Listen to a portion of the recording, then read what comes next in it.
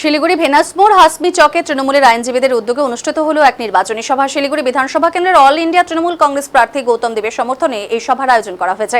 সভায় উপস্থিত আইনজীবীরা জানিয়েছেন, শিলিগুড়ি শহরের উন্নয়ন, নাগরিক পরিষেবা এবং সাধারণ মানুষের স্বার্থ রক্ষার লক্ষ্যেই গৌতম দেবকে বিপুল ভোটে জয় করার আহ্বান জানানো হয়েছে। বক্তারা আরও জানিয়েছেন, রাজ্য সরকারের উন্নয়নমূলক প্রকল্প এবং শহরের পরিকাঠামো উন্নয়নের কাজকে সামনে রেখেই প্রচার চালানো হবে। সভায় আইনজীবী মহলের একাধিক সদস্য উপস্থিত ছিলেন। এটা বিচারিত বিজেপিকে দিল্লি পাঠিয়ে দিন। 23 এপ্রিল চাইছি কন্যাশ্রীতে ভোট দিন, ভোট দিন, বিজেপি বিধায়ককে তাড়িয়ে দিন।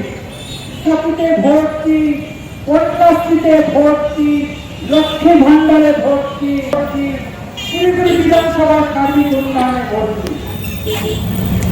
বন্ধুগণ, আমরা মিডিয়া বিভ্রান্তকর পোস্ট করছে, কিন্তু বেশিরভাগ সমাজ সচেতন মানুষ লক্ষ্য করছে 294